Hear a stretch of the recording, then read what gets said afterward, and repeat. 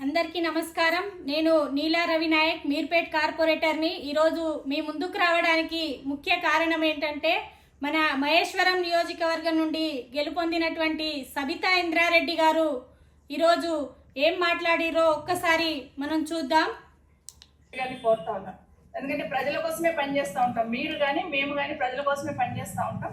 కాబట్టి దయచేసి ఇప్పుడు ఏవైతే నిధులు మంజూరు ఇచ్చిన నిధులు దగ్గర దగ్గర నా నియోజకవర్గం 250 కోట్లు మీరు నిలుపుదల చేశారు. దయచేసి నిలుపుదల చేయొద్దండి.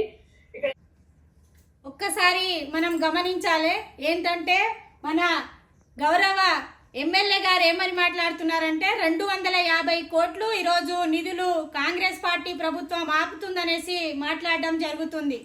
ఈ మాట ఎందుకు అంటుందో ఒక్కసారి మనం గమనించాలి.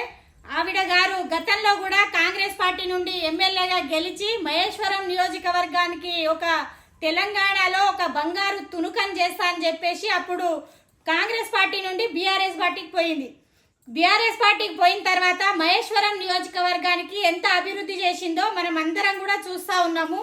ఎక్కడ చూసినా కబ్జాలు, ఎక్కడ చూసినా కానీ భూదందాలు తప్ప వాళ్ళ తన వెంబడుండేటటువంటి బీఆర్ఎస్ కార్యకర్తలు ఈరోజు ఆమెను ఏ స్థాయిలో నిలబెట్టిరో మనం అందరం చూసినాం. కాబట్టి ఒక్కసారి ఆలోచించాలి మనం. ఈరోజు 250 కోట్లు కాంగ్రెస్ పార్టీ వాళ్ళు ఆపుతున్నారనేసి చెప్తుంది కదా. ఈరోజు ఆమె అట్లా చెప్పడానికి కారణం ఏంటంటే గతంలో కూడా మహేశ్వరం నియోజకవర్గానికి నేను అభివృద్ధి చేస్తా అని చెప్పేసి బీఆర్ఎస్ పార్టీలో పోయింది. ఈరోజు 250 కోట్లు ఫండ్ ఆపుతున్నారనేసి కాంగ్రెస్ పార్టీలో చేరే ఉద్దేశంతో ఆమె ఈరోజు ఆ మాట చెప్పడం జరిగింది. కాబట్టి మహేశ్వరం నియోజకవర్గ ప్రజలారా ఒక్కసారి ఆలోచించండి. గతంలో కూడా అవే మాటలు చెప్పి ప్రజలను మోసం చేసింది, ఇప్పుడు కూడా అవే మాటలు చెప్పి ఈరోజు ప్రజలను మోసం చేయబోతుంది. ఎందుకంటే ఆమె కూడా గతంలో మినిస్టర్గా చేసినటువంటి సబితా ఇంద్రారెడ్డి గారు గతంలో చేయలేనటువంటి అభివృద్ధి పనులు ఇప్పుడు ఏం చేస్తుందో ప్రజలందరూ కూడా ఆలోచించాలి. గతంలో ఆమె మినిస్టర్గా ఉన్నప్పుడు రోడ్లు గుర్తుకు రాలేదు, అలాగే ఇక్కడ జరిగే ప్రజలు పడేటటువంటి బాధలు గుర్తుకు రాలేదు. కానీ ఈరోజు బీఆర్ఎస్ పార్టీ అధికారంలో లేకపోతే ఈరోజు ఆమెకు ప్రతి ఒక్కటి కూడా గుర్తొస్తా ఉన్నాయి. కాబట్టి ప్రజలారా ఆలోచించాలి ఒక్కసారి.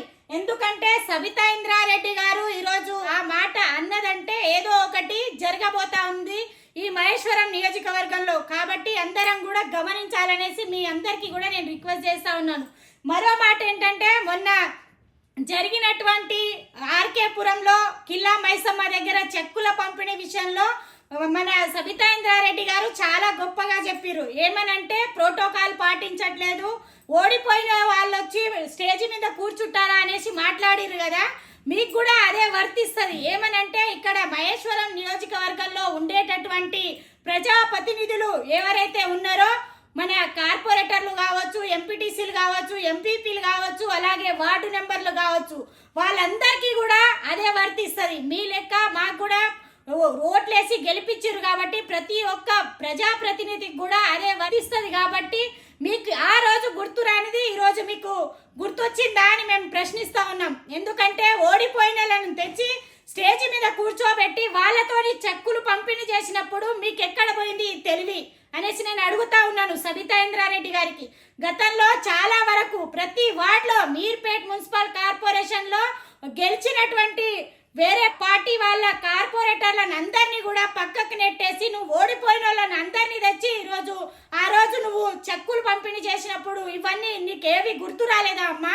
ఈరోజు నీకు అక్కడికి వెళ్ళి నీకు చెక్కులు పంపిణీ చేసే విషయంలో నీకు స్టేజ్ మీద పిలువనేందుకే నీకు అంత బాధ అనిపిస్తే చాలా మంది కార్పొరేటర్లు అన్ని రకాలుగా వాళ్ళ వార్డుకు ఫండ్ ఇవ్వకున్నా కానీ నువ్వు చేసేటటువంటి ఏ కార్యక్రమాలకైనా సరే నీ పార్టీ కార్యకర్తలను నీ పార్టీ జెండాలు వేసుకొని నువ్వు స్టేజ్ల మీద కూర్చోబెట్టి ఆ రోజు చెక్కులు పంపిణీ చేసినప్పుడు, ఏదైనా శంకుస్థాపనలు చేసినప్పుడు ఓడిపోయిన వాళ్ళందరినీ తీసుకొచ్చి ఆ రోజు కొబ్బరికాయలు కొట్టించినప్పుడు ఎక్కడ పోయిందమ్మా ఈ తెలివి నీకు? ఈరోజు గుర్తుకొచ్చిందా నీకు? ప్రోటోకాల్ ఏంటిదో ప్రతి ఒక్కరికి కూడా వర్తిస్తుంది. ఒక్కసారి గమనించుకోవాలి మీరు. కాబట్టి ఇంకోసారి ఇక్కడ మీర్పేట్ మున్సిపల్ కార్పొరేషన్లో ఎక్కడైనా సరే మహేశ్వరం నియోజకవర్గంలో గతంలో ఉండేటటువంటి ప్రజాప్రతినిధులు ఏ రకంగా అయితే సఫర్ అయ్యారో దానికి రెండింతలు మీరు ఇప్పుడు సఫర్ అవుతారు, సఫర్ అవుతున్నారు. మన గౌరవ మాజీ మంత్రివర్యులకు ఆమెకు మంత్రి పదవి లేకపోతే అసలు నిద్రే పట్టదు. కాబట్టి ఏ రకంగా అయినా పార్టీ మారాలనే ఉద్దేశంలో ఆమె ఉన్నారు. కాబట్టి ప్రతి ఒక్కదాన్ని కూడా భూతద్దంలో చూపిస్తే కాంగ్రెస్ పార్టీకి వ్యతిరేకంగా మాట్లాడితే పార్టీలో చేర్పించుకుంటారేమో అనే ఉద్దేశంతోనే మాట్లాడుతుంది తప్ప ఆమెకు వేరే ఉద్దేశం లేదు. ఎందుకంటే ఆమెకు మంత్రి పదవి లేకపోతే ఆమెకు నిద్ర పట్టదు. కాబట్టి మహేశ్వరం నియోజకవర్గ ప్రజలారా ఒక్కసారి ఆలోచించండి. మనం ఓట్లేసి గెలిపించినటువంటి మన ఎమ్మెల్యే గారు రాబోయే రోజులలో పార్టీ మారే పరిస్థితులు చాలా ఉన్నాయి. కాబట్టి మనం అందరం కూడా ఆలోచించుకోవాలి. ఎటువంటి వ్యక్తిని మనం గెలిపించుకున్నామో ఒక్కసారి అందరం కూడా గమనించాలనేసి మీ అందరికీ కూడా నేను రిక్వెస్ట్ చేస్తా ఉన్నాను.